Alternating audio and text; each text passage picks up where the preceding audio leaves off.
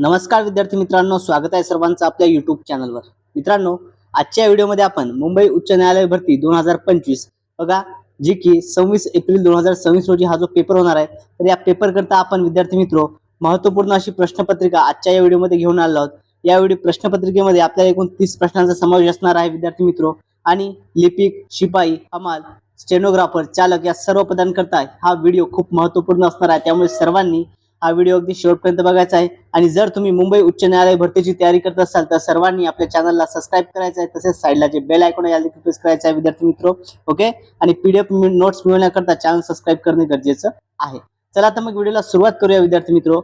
बघा, आजच्या व्हिडिओमधील आपला पहिला प्रश्न या ठिकाणी घेऊया। प्रश्न काय बघा, 16व्या वित्त आयोगाचे अध्यक्ष कोण आहेत? बघा विद्यार्थी मित्रो, आपल्याला चालू घडामोडीवरती परीक्षामध्ये प्रश्न हा बघायला मिळत असतो। ओके, तर पहा, 16वा जो वित्त आयोग आहे तर याचे अध्यक्ष कोण आहेत असा प्रश्न या ठिकाणी आपल्याला विचारलेला आहे। ऑप्शन्स पहा, के.सी. नियोगी, बी. अरविंद पनगारिया, सी. एन.के. सिंग आणि डी. आहे रविशंकर। तर विद्यार्थी मित्रो, जो 16वा वित्त आयोग याचे अध्यक्ष आहेत श्री अरविंद पनगारिया, ऑप्शन नंबर बी हे या प्रश्नाचं योग्य असं उत्तर आहे। या ठिकाणी आपण उत्तर हायलाइट करून घेऊया, म्हणजे तुम्हाला या ठिकाणी लक्षात राहील 16व्या वित्त आयोगाचे अध्यक्ष कोण आहेत? अरविंद पनगारिया। ओके, बघा आता या संदर्भात थोडीशी इन्फॉर्मेशन आपण समजून घेऊया विद्यार्थी मित्रो। आता जो वित्त आयोग असतो ना, वित्त आयोगाची एक कलम आहे बघा घटनेमध्ये, कलम 280 नुसार जे आहे वित्त आयोगाची स्थापना ही करण्यात येते, आणि दर 5 वर्षांनी वित्त आयोगाची स्थापना होत असते। ओके, बघा दर 5 वर्षांनी, आणि करतात कोण? तर राष्ट्रपती जे आहेत हे दर 5 वर्षांनी वित्त आयोगाची स्थापना करत असतात। बघा या ठिकाणी आपण जे आहे महत्त्वपूर्ण माहिती अभ्यासली आहे। आणि के.सी. नियोगी जे आहेत विद्यार्थी मित्रो, हे काय होते? तर हे पहिल्या वित्त आयोगाचे अध्यक्ष होते। ओके, जो पहिला वित्त आयोग होता तर पहिल्या वित्त आयोगाचे अध्यक्ष जे होते के.सी. नियोगी होते। ओके, बघा आपल्याला 16वा विचारलेला आहे, यामध्ये अरविंद पनगारिया हे आपल्या प्रश्नाचं योग्य असं उत्तर आहे। होप सर्वांना हे स्पष्टीकरण आवडलं असेल। विद्यार्थी मित्रो, व्हिडिओ आवडत असेल सर्वांनी व्हिडिओला लाईक करायचा आहे। जर तुम्ही अजूनही चॅनलला सबस्क्राइब केलं नसेल तर सर्वांनी चॅनलला सबस्क्राइब करायचं आहे। त्यानंतर पुढील प्रश्न बघा, आता या प्रश्न विद्यार्थी मित्रो IMP म्हणतो, कारण की यापूर्वी देखील मुंबई उच्च न्यायालयाच्या परीक्षेमध्ये यावरती प्रश्न आपल्याला विचारलेला आहे। बघा, तो म्हणजे रामसर स्थळे हा टॉपिक त्या ठिकाणी महत्त्वपूर्ण असतो। ओके, बघा विद्यार्थी मित्रो, रामसर स्थळावरती आपल्याला प्रश्न बघायला मिळत आहे। बघा प्रश्न काय, महाराष्ट्रात किती रामसर स्थळे आहेत? सध्या महाराष्ट्रामध्ये किती रामसर स्थळे आहेत असा प्रश्न या ठिकाणी विचारलेला आहे। 2, 3, 4 की 5? तर विद्यार्थी मित्रो, महाराष्ट्रामध्ये म्हटलं तर सध्या किती 3 रामसर स्थळे आहेत। ऑप्शन नंबर बी 3 हे आपल्या प्रश्नाचं योग्य असं उत्तर असणार आहेत। ओके, बघा मग आता महाराष्ट्रात असणार रामसर स्थळे कोणती हे देखील तुम्हाला सांगतो। बघा, रामसर स्थळे म्हणजे काय, रामसर जे आहे क्षेत्र हे कोणते आहेत? यामध्ये महाराष्ट्रामधील विद्यार्थी मित्रो लोणार, कोणता आहे? लोणार। त्यानंतर नांदूर मधमेश्वर। ओके, बघा नांदूर मधमेश्वर, आणि त्यानंतर तिसरं आहे ते म्हणजे ठाणे खाडी। ओके, तिसरं कोणतं आहे? ठाणे खाडी। असे 3 महाराष्ट्रामध्ये काय आहेत ही या ठिकाणी रामसर स्थळे आहेत। मग लोणार कोणत्या जिल्ह्यात आहे? लोणार येतं बुलढाणा या ठिकाणी। लोणार कुठे येतं? बुलढाणामध्ये। नांदूर मधमेश्वर हे आहे नाशिक या ठिकाणी। नांदूर मधमेश्वर कुठे आहे? नाशिक येथे आहे। ठाणे खाडी ही आहे ठाणे जिल्ह्यामध्ये। ठाणेची खाडी कुठे आहे? ठाणे जिल्ह्यामध्ये आहे। अशा पद्धतीची ही स्थळे त्या ठिकाणी आहेत विद्यार्थी मित्रो। आता बघा, भारतामध्ये जर म्हटलं तर भारतामध्ये एकूण 93 रामसर स्थळे आहेत। ओके, 93 कुठे आहेत? ही पूर्ण भारतामध्ये येतात। ही पूर्ण कुठे येतात? पूर्ण आपल्या भारतामध्ये जर बघितलं तर पूर्ण भारतात किती आहेत? 93। ओके, आणि सर्वाधिक जर विचार केला आपण सर्वाधिक, ओके सर्वाधिक, तर सर्वाधिक तामिळनाडू या राज्यामध्ये येतात। ओके, सर्वाधिक कुठे आहेत? तामिळनाडू या राज्यामध्ये सर्वाधिक रामसर स्थळे आहेत। त्यांची एकूण संख्या आहे विद्यार्थी मित्रो 20। ओके, सर्वाधिक किती आहेत? 20 जे आहेत तामिळनाडूमध्ये येतात। आणि जगात सर्वात जास्त कुठे आहे? तर जगामध्ये सर्वात जास्त कुठे असेल तर ते आहेत विद्यार्थी मित्रो इंग्लंड या देशामध्ये। ओके, जगात म्हटलं तर इंग्लंड देशामध्ये येतं, आणि इंग्लंडमध्ये एकूण जर विचार केला जगाच्या बाबतीत तर 175 रामसर स्थळे ही इंग्लंडमध्ये आहेत। जगात एक राहतो। ओके, बघा आता रामसर स्थळ म्हणजे काय? जिथं पाणी वगैरे असतं, वन्यजीव असतं, त्याला रामसर म्हणजे त्याला पाणथळ क्षेत्र देखील म्हणतात। काय म्हणतात त्याला? पाणथळ क्षेत्र देखील त्याला म्हणून ओळखल्या जाते। ओके, पाणथळ क्षेत्र। आता विद्यार्थी मित्रो, पाणथळ क्षेत्र दिन जो आहे हा कधी केला जातो? प्रतिदिन हा दरवर्षी 2 फेब्रुवारी रोजी साजरा केला जात असतो। ओके, होप सर्वांना या ठिकाणी डिटेलमध्ये ही माहिती समजली असेल। बघा या ठिकाणी प्रश्न आपण सविस्तर स्पष्टीकरण घेत आहोत, म्हणजे या प्रश्नावर जर तुम्हाला कुठल्याही पद्धतीने प्रश्न आला तर तुमचा त्या ठिकाणी चुकणार नाही विद्यार्थी मित्र. यानंतर पुढील प्रश्न बघा, 2025 मध्ये एकूण किती पद्म पुरस्कारांची घोषणा करण्यात आली. ओके, पहा प्रश्न काय या ठिकाणी, 2025 या वर्षामध्ये एकूण किती पद्म पुरस्कारांची घोषणा करण्यात आली होती. बघा 130, 139, 140 की 149. तर विद्यार्थी मित्र 2025 मध्ये जे आहे एकूण किती प्रश्न आहेत त्याची एकूण 139 पद्म पुरस्कारांची घोषणा करण्यात आली होती. त्यामुळे ऑप्शन नंबर बी हे या प्रश्नाचं योग्य असं उत्तर आहे. ओके, 139. विद्यार्थी मित्र, तुम्ही जर अजूनही आपल्या चॅनलला सबस्क्राईब केलं नसेल तर सर्वांनी चॅनलला सबस्क्राईब करायचं आहे. साईडला जे बेल आयकॉन याला देखील प्रेस करायचं आहे. आणि जर तुम्हाला ही पीडीएफ डाउनलोड करायची तर पीडीएफ डाउनलोड करण्याकरता तुम्ही आपलं टेलिग्राम चॅनल जॉईन करायचं आहे, ज्याची लिंक या व्हिडिओच्या डिस्क्रिप्शन बॉक्समध्ये दिली आहे, किंवा चॅनल सबस्क्राईब करून मला कमेंटमध्ये तुम्ही पीडीएफ मेसेज करायचा आहे, तुम्हाला त्या ठिकाणी लिंक सेंड करून दिल्या जाईल. ओके, चला यानंतर पुढील प्रश्न घेऊया. तत्पूर्वी सर्वांनी व्हिडिओला लाईक करायचं आहे. त्यानंतर पुढचा प्रश्न बघा काय विद्यार्थी मित्र, देशातील पहिले राष्ट्रीय सहकार विद्यापीठ कुठे स्थापन केले जाणार आहे. ओके, बघा देशातील पहिले राष्ट्रीय सहकार विद्यापीठ कोणत्या ठिकाणी स्थापन केले जाणार आहेत असा प्रश्न आहे. तर या ठिकाणी विद्यार्थी मित्र ऑप्शनची जी आहे ती मिस्टेक या ठिकाणी आहे. ओके, ऑप्शनची या ठिकाणी मिस्टेक आहे. तर विद्यार्थी मित्र पहिलं जे आहे सहकार विद्यापीठ हे कोणत्या ठिकाणी स्थापन केले जाणार आहे देशातलं, तर ते होणार आहे गुजरात या ठिकाणी विद्यार्थी मित्र. ओके, कुठे, गुजरातमध्ये, गुजरात राज्यामध्ये स्थापन केलं जाणार आहे. ओके, बघा याचं नाव काय आहे, तर याचं नाव आहे विद्यार्थी मित्र त्रिभुवन सहकार विद्यापीठ. ओके, काय आहे, त्रिभुवन सहकार विद्यापीठ. ओके, हे देशातील पहिलं सहकार विद्यापीठ आहे जे की गुजरात राज्यामध्ये स्थापन करण्यात येणार आहे. ओके, बघा आणि याबाबतीत काय तर सहकार क्षेत्रातील शिक्षण, प्रशिक्षण आणि संशोधन बळकट करणे हा याचा मुख्य उद्देश आहे.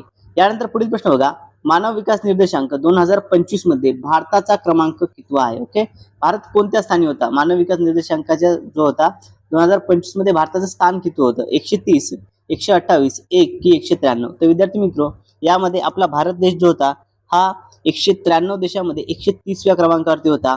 ऑप्शन नंबर ए 130 हे या प्रश्नाचं योग्य असं उत्तर आहे. भारताचा क्रमांक कितवा, 130वा. बघा एकूण देश किती होते यामध्ये हे देखील महत्वपूर्ण आहे. यामध्ये एकूण 193 देश आहेत, त्या 193 पैकी भारत जो आहे हा 130व्या स्थानावर होता. आता मानव विकास निर्देशांक यालाच ह्युमन डेव्हलपमेंट इंडेक्स असे म्हणतात. याचे जनक कोण आहे ते विद्यार्थी मित्र, जनक लक्षात असू द्या, जनक आहेत मेहबूब उल हक. ओके, कोण आहेत, मेहबूब उल हक याचे आहेत जनक. मेहबूब उल हक हे मानव विकास निर्देशांकाचे जनक आहेत. आणि मानव विकास निर्देशांक जो आहे विद्यार्थी मित्र ही जारी करणारी एक संस्था आहे ती म्हणजे UNDP. Okay, united nations development programme, ज्यालाच आपण संयुक्त राष्ट्र विकास कार्यक्रम म्हणून देखील ओळखतो. ओके, बघा मग यामध्ये जे पहिलं स्थान आहे, प्रथम स्थानी कोणता देश आहे, तर प्रथम स्थानी एक देश आहे विद्यार्थी मित्र, त्याचं नाव आहे फिनलँड. ओके, प्रथम स्थानी आइसलँड हा पहिल्या स्थानी आहे, आइसलँड. ओके, आइसलँड हा देश काय आहे हा पहिल्या स्थानावरती आहे. आणि सगळ्यात शेवटचा 193वा जो नंबर आहे, 193व्या नंबरवरती कोणता देश होतो सगळ्यात शेवटी, तर तो आहे अफगाणिस्तान. ओके, बघा या ठिकाणी विद्यार्थी मित्र असं आपण या ठिकाणी डिटेल जाणून घेतो. यानंतर पुढचा प्रश्न घेऊया. पुढील प्रश्न बघा काय आपल्या स्क्रीनवरती, जागतिक आनंद अहवाल दिन. ओके, बघा आता हा काय जागतिक आनंद अहवाल आहे, हा काय होता विकास निर्देशांक, याला HDI म्हणून ओळखतात, human development index. Okay, HDI. आणि हा आहे जागतिक आनंदी अहवाल, यामध्ये भारताचा क्रमांक किती. आपल्या निर्देशांकावरती प्रश्न हे परीक्षेमध्ये बघायला मिळतात विद्यार्थी मित्र. ओके, बघा 115, 118 की 122 की 133. तर विद्यार्थी मित्र जागतिक आनंदी अहवालामध्ये म्हटलं तर जागतिक आनंदी अहवालामध्ये भारताचा क्रमांक हा 118वा आहे. ओके, आनंदी अहवालात भारत कितव्या स्थानावरती आहे, 118व्या स्थानी हा भारत आहे. आणि यामध्ये पहिल्या स्थानी येतो तो म्हणजे फिनलँड. ओके, प्रथम स्थानी कोण आहे, तर फिनलँड हा प्रथम स्थानी आहे.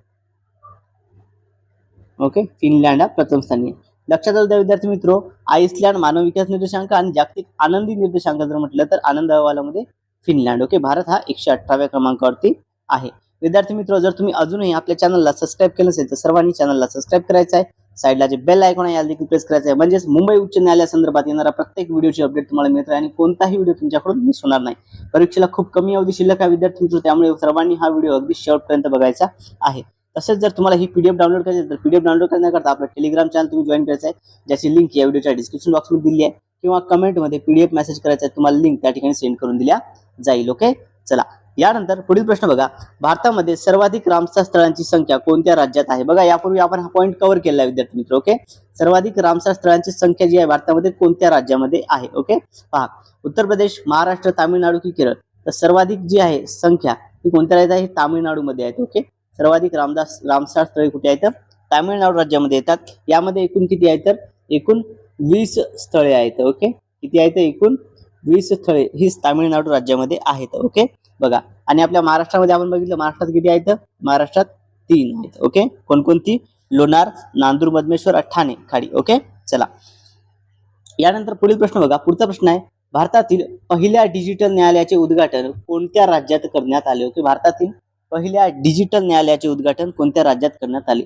महाराष्ट्र, उत्तर प्रदेश, तामिळनाडू की केरळ? तर विद्यार्थी मित्र ऑप्शन नंबर डी केरळ हे या प्रश्नाचं योग्य असं उत्तर आहे. ओके, भारतातील पहिल्या डिजिटल न्यायालयाचे उद्घाटन केरळ या राज्यामध्ये करण्यात आले. ओके, त्यानंतर पुढचा प्रश्न बघा, भारतातले पहिले फुलपाखरू अभयारण्य कोणत्या राज्यात स्थापन करण्यात आले आहे? ओके, बघा, भारतातलं पहिलं जे फुलपाखरू अभयारण्य आहे हे कोणत्या राज्यात स्थापन करण्यात आलं असा प्रश्न या ठिकाणी आपल्याला विचारलेला आहे. तर पहिले फुलपाखरू अभयारण्य जे आहे विद्यार्थी मित्र हे कोणत्या राज्यात? तर हे देखील केरळ राज्यामध्ये स्थापन करण्यात आलं आहे. ऑप्शन नंबर बी केरळ हेच या प्रश्नाचं योग्य असं उत्तर आहे. ओके, पहा, आता याचं आपण स्पष्टीकरण समजून घेऊया.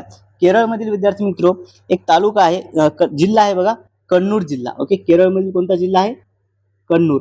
तर या कन्नूर जिल्ह्यामध्ये एक अभयारण्य आहे ज्याचं नाव होतं आरालम वन्यजीव अभयारण्य. ओके, काय?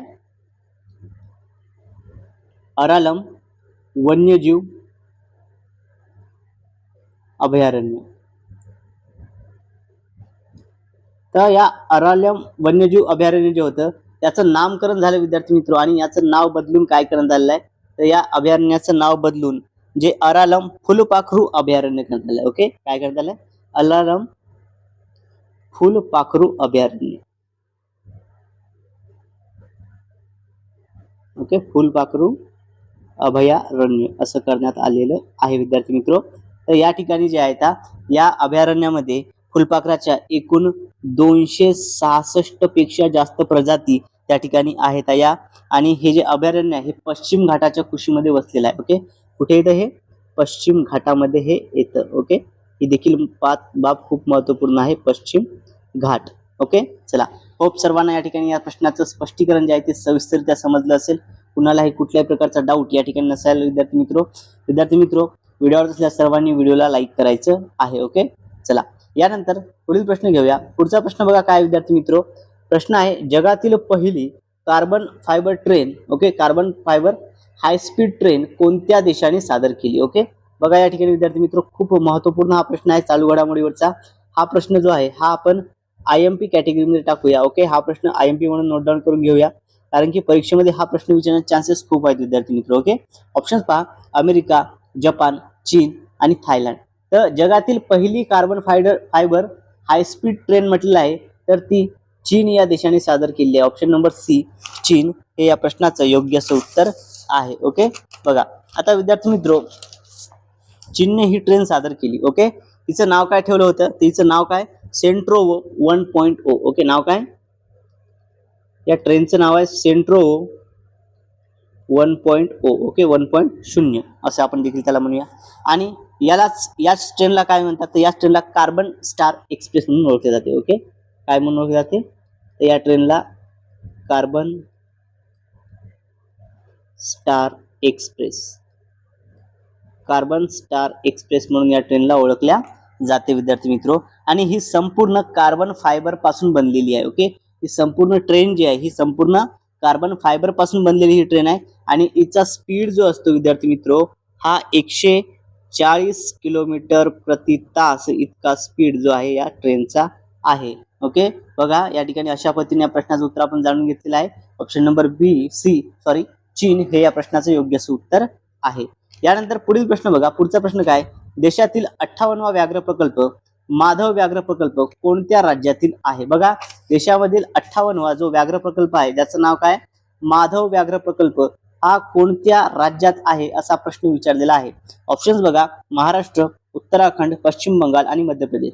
तर हा माधव व्याघ्र प्रकल्प आहे विद्यार्थी मित्र मध्य प्रदेश राज्यामधील, देशातील हा किती आहे 58वा देशातील, आणि मध्य प्रदेश राज्याचा जर विचार केला तर मध्य प्रदेशमधील हा एकूण 9वा व्याघ्र प्रकल्प बनतो. ओके, मध्य प्रदेशमधील हा एकूण 9वा आहे. ओके बघा, आणि हा विद्यार्थी मित्र मध्य प्रदेशमधील शिवपुरी, ओके, मध्य प्रदेशमधील शिवपुरी जिल्हा आहे, या जिल्ह्यामधील हा माधव व्याघ्र प्रकल्प आहे. कुठे आहे? शिवपुरी जिल्ह्यामध्ये. आणि एकूण जर याचं क्षेत्रफळ जर विचार केला क्षेत्रफळाचा, तर याचं क्षेत्रफळ एकूण 355 चौरस किलोमीटरच्या परिसरामध्ये हा माधव व्याघ्र प्रकल्प जो आहे हा पसरलेला आहे. ओके, चला क्लिअर आहे सर्वांना. Madhya Pradesh option number D हे आपल्या प्रश्नाचं योग्य असं उत्तर आहे. विद्यार्थी मित्र, व्हिडिओ आवडल्यास सर्वांनी व्हिडिओला लाईक करायचा आहे, आणि जर तुम्ही अजूनही आपल्या चॅनलला सबस्क्राईब केलं नसेल तर सर्वांनी चॅनलला सबस्क्राईब करायचं आहे. ओके, चला यानंतर पुढचा प्रश्न बघा. प्रश्न पहा विद्यार्थी मित्र, मुंबई महानगरपालिकेच्या इमारतीच्या बाजूला कोणते न्यायालय आहे? बघा, मुंबई महानगरपालिका म्हणजे या ठिकाणी बीएमसी, ओके, बीएमसी ची जी इमारत आहे त्या इमारतीच्या बाजूलाच असलेलं न्यायालय कोणतं आहे? ओके, ऑप्शन्स बघा या ठिकाणी, जिल्हा न्यायालय, रेल्वे न्यायालय, महानगर दंडाधिकारी न्यायालय आणि लघुवाद न्यायालय. तर विद्यार्थी मित्र या ठिकाणी कोणतं असणार आहे? तर ऑप्शन नंबर सी महानगर दंडाधिकारी न्यायालय हे या प्रश्नाचं योग्य असं उत्तर आहे. ओके, पहा हे न्यायालय बरोबर जे आहे हे मुंबई महानगरपालिकेच्या इमारतीच्या बाजूलाच आहे. ओके, पहा आता विद्यार्थी मित्र याचं देखील स्पष्टीकरण आपण जाणून घेऊया. बघा, आपण प्रत्येक प्रश्नाचं जे आहे डिटेलमध्ये स्पष्टीकरण बघत आहोत, कारण की तुम्हाला कुठल्याही पद्धतीने जरी हा प्रश्न विचारण्यात आला तर त्या ठिकाणी तुमचं उत्तर चुकता कामा नाही. ओके, पहा आता या ठिकाणी जे आहे यालाच एक नाव आहे बघा, तर महानगर दंडाधिकारी न्यायालय जे आहे याला एस्प्लेनेड न्यायालय म्हणून ओळखले जाते. ओके, एस्प्लेनेड न्यायालय म्हणून देखील ओळखल्या जाते. एस्प्लेनेड न्यायालय. ओके, चला बघा विद्यार्थी मित्र, व्हिडिओ आवडत असल्यास सर्वांनी व्हिडिओला लाईक करायचं आहे, आणि सगळ्यात महत्त्वपूर्ण म्हणजे जर तुम्ही मुंबई उच्च न्यायालय भरतीची तयारी करत असाल तर, आणि तुम्ही जर अजूनही आपल्या चॅनलला सबस्क्राईब केलं नसेल ना तर सर्वांनी चॅनलला सबस्क्राईब करायचं आहे.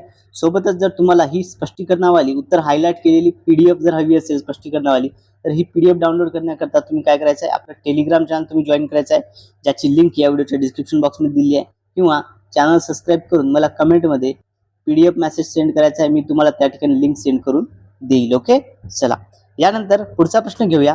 पुढील प्रश्न बघा आपल्या स्क्रीनवरती आहे विद्यार्थी मित्र. प्रश्न काय? मुंबईतील तारापोरवाला, ओके, मुंबईमधील तारापोरवाला मत्स्यालय कुठे आहे? पहा, मुंबईमधील एक मत्स्यालय आहे तारापोरवाला, हे मत्स्यालय कुठे आहे असा प्रश्न या ठिकाणी आपल्याला विचारलेला आहे. ऑप्शन्स बघा या ठिकाणी विद्यार्थी मित्र, गोरेगाव, मरीन ड्राईव्ह, दक्षिण मुंबई आणि बोरिवली. विद्यार्थी मित्र तारापोरवाला हे जे मत्स्यालय आहे हे मरीन ड्राईव्ह या ठिकाणी आहे. कुठे आहे? Marine drive. ऑप्शन नंबर बी आपल्या प्रश्नाचं योग्य असं उत्तर आहे. ओके, बघा आता विद्यार्थी मित्र हे दक्षिण मुंबईतील चर्नी रोड, ओके, दक्षिण मुंबईतील चर्नी रोड तेथील मरीन ड्राईव्ह येथे काय नेताजी सुभाषचंद्र बोस रोडवरती हे स्थित आहे. ओके, चला यानंतर पुढील प्रश्न घेऊया. पुढचा प्रश्न पहा विद्यार्थी मित्र, काय MS वर्ड डॉक्युमेंट मधील प्रिंटच्या पुनर्विलोकनासाठी खालीलपैकी कोणती की वापरली जाते? ओके, कोणती की वापरली जाते असा प्रश्न या ठिकाणी विचारलेला आहे. बघा विद्यार्थी मित्र, आपल्याला संगणक या घटकावरती देखील 100% परीक्षेला प्रश्न हा विचारला जात असतो. ओके, 100% या टॉपिक वरती आपल्याला प्रश्न देखील असतो. तर बघा त्या टाईपचा हा प्रश्न आहे, प्रश्न क्रमांक 14. तर बघा या ठिकाणी विद्यार्थी मित्र काय करायचं आहे, MS डॉक्युमेंट मध्ये प्रिंटच्या पुनर्विलोकनासाठी एक शॉर्ट की आहे, ती कोणती आहे? ऑप्शन पहा या ठिकाणी, Ctrl+F1, B Ctrl+F4, C Ctrl+F2 आणि D आहे Ctrl+F3. तर विद्यार्थी मित्र याकरता कोणती शॉर्टकी वापरली जाणार? तर या ठिकाणी Ctrl+F2 ऑप्शन नंबर C हे या प्रश्नाचं योग्य असं उत्तर आहे. ओके, बघा या ठिकाणी प्रिंटच्या पुनर्विलोकनासाठी Ctrl+F2 ही शॉर्टकी वापरल्या जात असते, त्यामुळे ऑप्शन नंबर C हे आपल्या प्रश्नाचं योग्य असं उत्तर आहे. ओके, चला यानंतर पुढील प्रश्न बघा. पुढील प्रश्न देखील त्या टाईपचा आहे विद्यार्थी मित्र. प्रश्न काय आहे बघा, मायक्रोसॉफ्ट वर्ड मधील MOSB चे पूर्ण रूप काय? ओके, मायक्रोसॉफ्ट वर्ड मधील MOSB याचं पूर्ण रूप काय आहे असा प्रश्न आपल्याला विचारलेला आहे. पर्याय बघा, ऑप्शन ए काय Microsoft office shortcut bar, okay, short bar, Microsoft office short bar code, C Microsoft office shortcut bar आणि D आहे Microsoft office shortcut bar code. Okay, विद्यार्थी मित्र याला काय म्हणतात? Microsoft office shortcut bar. Option number C जे आहे हे या प्रश्नाचं योग्य असं उत्तर आहे. Okay, Microsoft office shortcut bar option number C हे या प्रश्नाचं योग्य असं उत्तर असणार आहे. ओके, पहा यानंतर पुढील प्रश्न घेऊया. पुढचा प्रश्न बघा विद्यार्थी मित्र, काय प्रश्न बघा, राष्ट्रपतींना शपथ कोण देतात. ओके, बघा आपल्या देशाचे राष्ट्रपती आहे, राष्ट्रपतींना शपथ कोण देतात असा प्रश्न या ठिकाणी आपल्याला विचारलेला आहे. ऑप्शन्स बघा या ठिकाणी, पंतप्रधान, सरन्यायाधीश, उपराष्ट्रपती आणि लोकसभा अध्यक्ष. तर राष्ट्रपतींना जी शपथ आहे हे आपल्या सर्वोच्च न्यायालयाचे सरन्यायाधीश ऑप्शन नंबर बी हे देत असतात. ओके, बी हे आपल्या प्रश्नाचं योग्य असं उत्तर आहे, सरन्यायाधीश. बघा सरन्यायाधीश जे आहे ते राष्ट्रपतींना हे पद व गोपनीयता, ओके, पद आणि गोपनीयता जे आहे तर याची शपथ हे देत असतात. आता ही शपथ कोणत्या कलमानुसार देतात बरं राष्ट्रपतींना शपथ सरन्यायाधीश, कोणत्या कलमानुसार, तर त्याची कलम आहे विद्यार्थी मित्रो, कलम 60 नुसार. ओके, बघा कलम काय 60 नुसार सरन्यायाधीश हे राष्ट्रपतींना पद आणि गोपनीयतेची शपथ देत असतात. ओके, बघा आता सर्वोच्च न्यायालयात सरन्यायाधीश जे आहेत सध्याचे, मग आपल्याला माहिती आहे सध्याचे मग सरन्यायाधीश कोण आहेत हे देखील महत्वपूर्ण आहे. बघा सरन्यायाधीश आले तर मग सध्याचे कोण आहेत, तर सध्याचे न्यायमूर्ती सूर्यकांत शर्मा. ओके, कोण आहेत सध्याचे न्यायमूर्ती सूर्यकांत शर्मा हे सध्याचे आपले सरन्यायाधीश आहेत. ओके, सूर्यकांत शर्मा हे सध्याचे सरन्यायाधीश आहेत. हे यांचा कार्यकाळ कधी आहे तर 24 नोव्हेंबर 2025 पासून यांचा कार्यकाळ आहे. ओके, 24 नोव्हेंबर 2025 पासून यांचा कार्यकाळ सुरू झालेला आहे. यानंतर पुढचा प्रश्न घेऊया. प्रश्न क्रमांक 17 या ठिकाणी अभ्यासूया विद्यार्थी मित्र. बघा प्रश्न काय, सर्वोच्च न्यायालयाची स्थापना करण्यात आली. ओके, सर्वोच्च न्यायालयाची स्थापना कधी करण्यात आली, केव्हा करण्यात आली असा प्रश्न या ठिकाणी विचारलेला आहे. बघा विद्यार्थी मित्र, हा प्रश्न तुम्ही पाठ म्हणजे पाठच असला पाहिजे सर्वांना, कारण की हा प्रश्न परीक्षेमध्ये येण्याचे चान्सेस खूप आहे. सर्वोच्च न्यायालयाची स्थापना कधी करण्यात आली, 28 जानेवारी 1950, 25 जानेवारी 1950, 14 ऑगस्ट 1862 की 15 ऑगस्ट 1969. विद्यार्थी मित्र, सर्वोच्च न्यायालयाची स्थापना जी आहे ही कधी झाली होती, तर ही 28 जानेवारी 1950 रोजी झाली होती. ऑप्शन नंबर ए या प्रश्नाचं योग्य असं उत्तर आहे. ओके, 28 जानेवारी 1950 हेच आपल्या प्रश्नाचं योग्य असं उत्तर आहे. सर्वोच्च न्यायालयाची स्थापना जी आहे या ठिकाणी झाली होती. त्यानंतर विद्यार्थी मित्र, मग बाकी जे पर्याय आहेत हे काय हे देखील समजून घेऊया. 25 जानेवारी जो आहे, ओके 25 जानेवारीला काय झालं होतं, 25 जानेवारीला निवडणूक आयोगाची स्थापना झाली. ओके, केंद्रीय निवडणूक आयोग जो आहे 25 जानेवारीला कशी स्थापना आहे, निवडणूक आयोग. ओके, त्यानंतर 14 ऑगस्ट 1862 या मुंबई उच्च न्यायालयाची स्थापना आहे. ओके, या दिवशी काय झालेलं आहे, मुंबई उच्च न्यायालयाची स्थापना. आणि त्यानंतर 15 ऑगस्ट 1969 या दिवशी आहे ISRO. ओके, बघा इस्रो म्हणजे भारतीय अंतराळ संशोधन संस्था.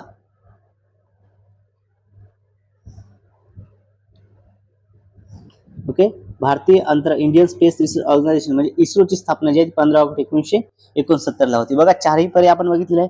सर्वोच्च न्यायालय स्थापना म्हटलं तर 28 जानेवारी 1950, निवडणूक आयोगाची स्थापना म्हटलं 25 जानेवारी 1950, त्यानंतर 14 ऑगस्ट 1862 मुंबई उच्च न्यायालयाची स्थापना, 15 ऑगस्ट 1969 जर म्हटलं तर या ठिकाणी इस्रोची स्थापना. ओके, बघा क्लिअर आहे सर्वांना. ओके, विद्यार्थी मित्र, जर स्पष्टीकरण आवडत असेल तर सर्वांनी व्हिडिओला लाईक करायचं आहे. ओके, तुम्ही जर अजूनही व्हिडिओ लाईक केले सर्वांनी लाईक करायचं आहे.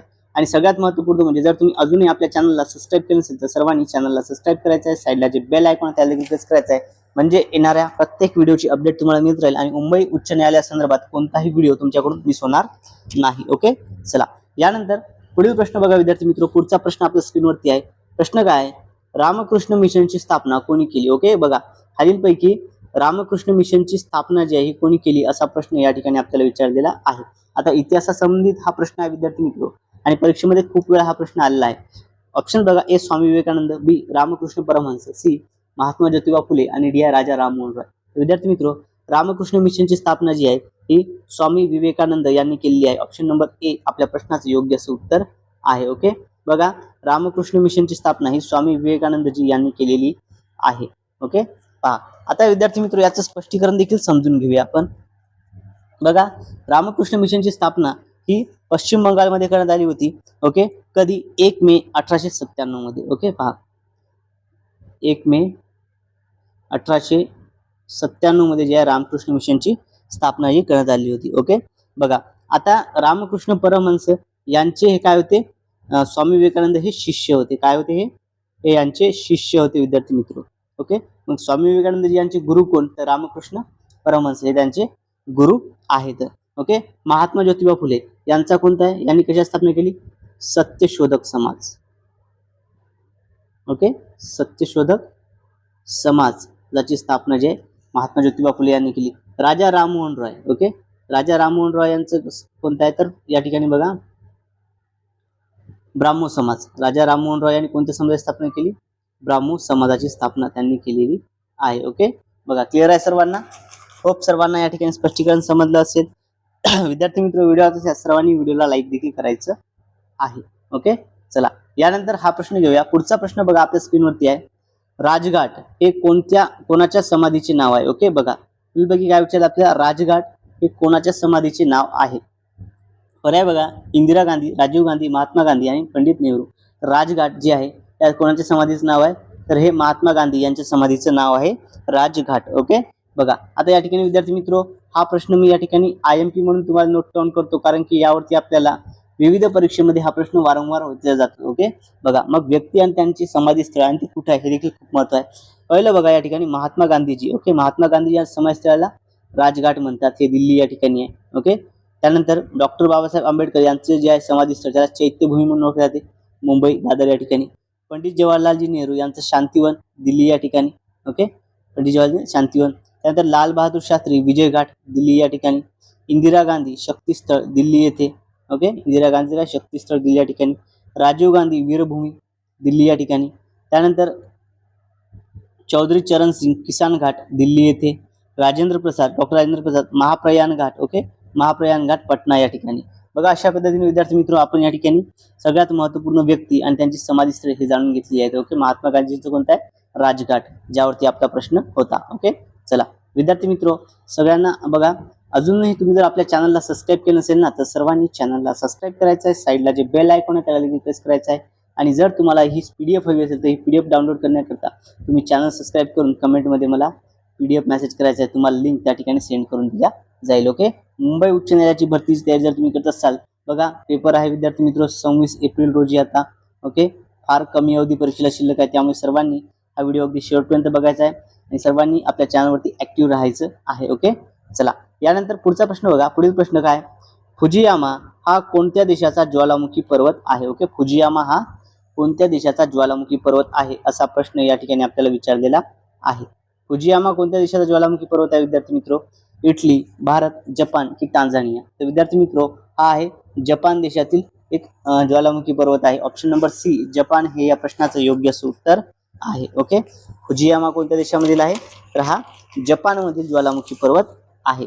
ओके, बघा यालाच माउंट फुजी या नावाने देखील ओळखल्या जाते. ओके, फुजियामालाच काय, तर माउंट फुजी या नावाने देखील ओळखल्या जाते विद्यार्थी मित्र.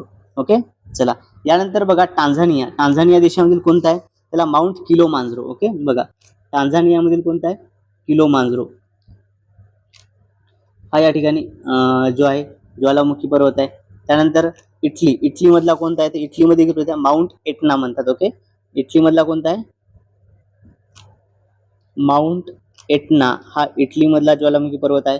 आणि आपला भारत देश जो आहे, भारत देशातील आहे या ठिकाणी बघा ब्ल्यू कलर मध्ये लिहून देतो, तर भारत देशामध्ये बॅरॉन बेट, भारतामधील कोणता आहे, बॅरन बेट, न्यू बॉरन बेट जे आहे हा भारतामधील ज्वालामुखी पर्वत आहे. ओके, चला यानंतर पुढील प्रश्न बघा 21 क्रमांकाचा प्रश्न, गोबी वाळवंट कोणत्या देशात आहे. बघा गोबी वाळवंट कोणत्या देशात आहे असा प्रश्न या ठिकाणी विचारलेला आहे. चिली, मंगोलिया, सुदान की भारत. तर गोबी वाळवंट कोणत्या देशामध्ये आहे विद्यार्थी मित्र, तर हे आहे मंगोलिया या देशामध्ये. ऑप्शन नंबर B मंगोलिया हे या प्रश्नाचं योग्य असं उत्तर आहे. ओके, गोबी वाळवंट कोणत्या देशात आहे, मंगोलियामध्ये येतं. आणि मग इतर काय आहे हे देखील समजून घेऊया विद्यार्थी मित्र. बघा चिली देश, चिली देशामधील कोणतं वाळवंट आहे, चिली देशामध्ये अटाकामा. ओके, चिली देशातील वाळवंटाचं नाव काय, तर अटाकामा हे चिली देशामधील वाळवंट आहे. मंगोलियामधलं गोबी. ओके, मंगोलियामध्ये कोणतं आहे, मंगोलियामध्ये गोबी हे वाळवंट आहे. त्यानंतर सुदान, दक्षिण सुदान हा जो देश आहे, सुदान देशामध्ये कोणतं, याच्यामध्ये दोन येतात, एक म्हणजे न्यूबियन. ओके, कोणता आहे, न्यूबियन. आणि दुसरं वाळवंट आहे ते म्हणजे बघा अल-गेजिरा. ओके, कोणता आहे, अल-गेजिरा, अल-गेजिरा. हे दोन वाळवंट सुदानमध्ये येतात. आणि आपला भारत देश, भारतामध्ये प्रसिद्ध वाळवंट कोणतं आहे भारतातलं, तर थार. ओके, थारचं वाळवंट कुठे आपल्या भारतामध्ये येतं. ओके, थार वाळवंट हे आपल्या भारतामध्ये आहे. आणि जगातील सर्वात मोठं वाळवंट म्हटलं तर विद्यार्थी मित्रो सहारा. जगातील सर्वात मोठं वाळवंट कोणतं आहे, सगळ्यात मोठं, तर ते आहे सहारा. ओके, चला, होप सर्वांना या ठिकाणी स्पष्टीकरण समजलं असेल. विद्यार्थी मित्रो, जर तुम्ही अजूनही आपल्या चॅनलला सबस्क्राईब केलं नसेल तर सर्वांनी चॅनलला सबस्क्राईब करायचं आहे. ओके, चला, यानंतर विद्यार्थी मित्रो पुढील प्रश्न घेऊया. पुढचा प्रश्न बघा, भारतातील सर्वात लांब नदी कोणती आहे. ओके, भारतातील सर्वात लांब नदी कोणती आहे असा प्रश्न या ठिकाणी विचारलेला आहे. मग आता भारतातील सर्वात लांब नदी कोणती, गंगा, गोदावरी, नाईल की सिंधू. तर भारतातील सर्वात लांब नदी म्हटलं तर गंगा, ऑप्शन नंबर ए या प्रश्नाचं योग्य असं उत्तर आहे. ओके, बघा, गंगा ही भारतामधील सर्वात लांब नदी आहे. तिचा उगम जो आहे हा गंगोत्री या ठिकाणी होतो. ओके, गंगोत्री, हिमालय या ठिकाणी याचा उगम होतो. त्यानंतर महाराष्ट्रातील आहे गोदावरी. ओके, गोदावरी ही आपल्या महाराष्ट्रामध्ये सर्वात लांब नदी आहे. नाईल नदी जी आहे ही संपूर्ण जगातील सर्वात लांब नदी आहे. ओके, नाईल काय जगातील संपूर्ण लांब नदी आहे विद्यार्थी मित्र. ओके, चला विद्यार्थी मित्र, व्हिडिओ आवडत असल्यास सर्वांनी व्हिडिओला लाईक करायचं आहे. स्पष्टीकरण आवडत असल्यास सर्वांनी लाईक करायचं. आणि जर तुम्हाला ही पीडीएफ हवी असेल तर पीडीएफ मिळवण्याकरता चॅनल सबस्क्राईब करून मला तुम्ही कमेंटमध्ये पीडीएफ मेसेज करायचा आहे. तुम्हाला लिंक त्या ठिकाणी सेंड करून दिल्या जाईल. ओके, चला, यानंतर पुढील प्रश्न बघा विद्यार्थी मित्र. पुढचा प्रश्न आपल्या स्क्रीनवरती आहे. लोकसभेच्या पहिल्या महिला अध्यक्ष कोण होत्या. बघा, लोकसभेच्या पहिल्या महिला अध्यक्ष कोण होत्या असा प्रश्न या ठिकाणी विचारलेला आहे. ऑप्शन बघा, ए सरोजिनी नायडू, बी विजयालक्ष्मी पंडित, सी मीरा कुमार आणि डी आय हंसाबेन मेहता. तर लोकसभेच्या पहिल्या महिला अध्यक्ष होत्या विद्यार्थी मित्र, option number C Meera Kumar हे या प्रश्नाचं योग्य उत्तर आहे. ओके, मीरा कुमार या लोकसभेच्या पहिल्या महिला अध्यक्ष होत्या. यानंतर पुढचा प्रश्न बघूया.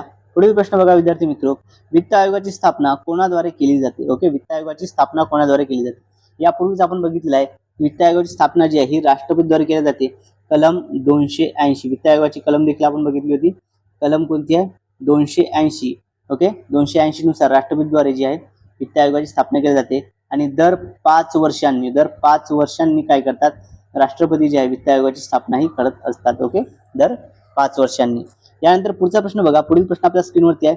शिक्षण हा विषय कोणत्या सूचीमध्ये येतो. बघा, या ठिकाणी घटनेमध्ये काही सूची दिलेल्या आहेत. त्यापैकी शिक्षण हा जो विषय आहे हा कोणत्या सूचीमध्ये येतो असा प्रश्न या ठिकाणी आपल्याला विचारलेला आहे. ओके, शिक्षण हा जो विषय आहे कोणत्या सूचीमध्ये येतो, केंद्र सूची, राज्य सूची, समवर्ती सूची की यापैकी नाही. तर विद्यार्थी मित्र, शिक्षण हा जो विषय आहे हा समवर्ती सूचीमध्ये येतो. ऑप्शन नंबर सी हे या प्रश्नाचं योग्य असं उत्तर आहे. ओके, शिक्षण हा जो विषय येतो हा समवर्ती सूचीमध्ये येतो. ओके, चला, क्लिअर आहे सर्वांना. खूप सर्वांना या ठिकाणी व्हिडिओ आवडला असेल. विद्यार्थी मित्र, व्हिडिओ आवडला सर्वांनी व्हिडिओला लाईक करायचं आहे. ओके, बघा, मुंबई उच्च न्यायालयाची जर तुम्ही तयारी करत असाल विद्यार्थी मित्र, तर मुंबई उच्च न्यायालयाची पदभरती तयारी जर तुम्ही करत असाल आणि 26 एप्रिल रोजी जर तुमचा पेपर असेल तर त्याकरता सर्वांनी चॅनलला सबस्क्राईब करायचं आहे. आपल्या चॅनलवर तुम्हाला मुंबई उच्च न्यायालयासंदर्भात मागील वर्षीच्या प्रश्नपत्रिकांचं स्पष्टीकरण, संभाव्य प्रश्न याचं सर्व स्पष्टीकरण जे आहे या चॅनलवर तुम्हाला बघायला मिळणार आहे. सोबतच साईडला जे बेल आयकॉन याला देखील प्रेस करायचं आहे, म्हणजे येणाऱ्या प्रत्येक व्हिडिओची अपडेट तुम्हाला मिळत राहील. आणि सगळ्यात महत्त्वपूर्ण म्हणजे जर तुम्हाला आता ही जे आपण स्पष्टीकरण बघितलं, जे उत्तर हायलाईट केली, जी काय आपण माहिती लिहिली, तर ही या ठिकाणी अॅनोटेशन वाली ही पीडीएफ जर हवी असेल तर ही पीडीएफ मिळवण्याकरता तुम्ही आपलं टेलिग्राम चॅनल जॉईन करायचं आहे, ज्याची लिंक या व्हिडिओच्या डिस्क्रिप्शन बॉक्समध्ये दिली आहे. किंवा चॅनल सबस्क्राईब करून मला कमेंटमध्ये तुम्ही पीडीएफ मेसेज करायचा आहे, तुम्हाला लिंक त्या ठिकाणी सेंड करून दिल्या जाईल विद्यार्थी मित्र. ओके, चला मित्रांनो, आजच्या या व्हिडिओमध्ये एवढंच. भेटूया तर पुढच्या व्हिडिओमध्ये. Thank you so much.